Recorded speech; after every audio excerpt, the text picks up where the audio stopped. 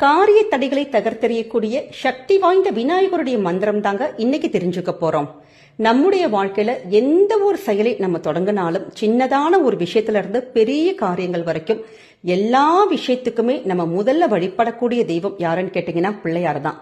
பிள்ளையார நீங்க சாணத்திலையும் பிடிக்கலாம், மஞ்சளையும் பிடிக்கலாம், எவ்வளவோ நமக்கு எப்படி வேணாலும் பிள்ளையார வழிபடலாம். ஒண்ணுமே கையில இல்லையா, பிள்ளையார பார்த்து ஒரு தோப்பு கரணம் போட்டு நீங்க சும்மா கும்பிட்டுட்டு நமஸ்கரிச்சுட்டு போனா கூட பிள்ளையாருடைய அனுகிரகம் நமக்கு பரிபூர்ணமா கிடைக்கும். அப்படிப்பட்ட ஒரு எளிமையான ஒரு தெய்வம் யாருன்னா பிள்ளையார் தான். அதனாலதான் நமக்கு எந்த ஒரு விஷயம் ஆரம்பிச்சாலுமே பிள்ளையார வழிபட்டுட்டு போங்க அப்படின்னு சொல்லிட்டு நம்ம வீட்டில் இருக்கக்கூடிய பெரியவங்க முன்னோர்கள் இவங்க எல்லாருமே சொல்லிட்டு போயிருக்காங்க. அப்படி உங்களுடைய வாழ்க்கையில ஏதாவது ஒரு விஷயம் நீங்க ஆரம்பிக்கிறீங்க, ஒரு வேலைக்கு இன்டர்வியூக்கு உட்காந்துருக்கீங்க, இல்ல ஒரு எக்ஸாம்ஸ்க்கு உட்காந்துருக்கீங்க, ஒரு நல்ல காரியம் ஆரம்பிக்கலான் இருக்கீங்க, அப்ப சக்தி வாய்ந்த பிள்ளையாருடைய இந்த ஒரு மந்திரத்தை நம்ம சொல்லிட்டு போகிறப்ப அதுல ஏதாவது ஒரு விக்னங்கள் வருது, ஒரு காரிய தடைகள் நமக்கு உருவாகணும், விதியே நமக்கு எதிரா இருந்தா கூட அந்த விதியை மாற்றக்கூடிய சக்தி பிள்ளையாருக்கான இந்த ஒரு மந்திரத்துக்கு இருக்கு. அப்படிப்பட்ட சக்தி வாய்ந்த மந்திரம் ஓம் கம் கணபதியே நமக.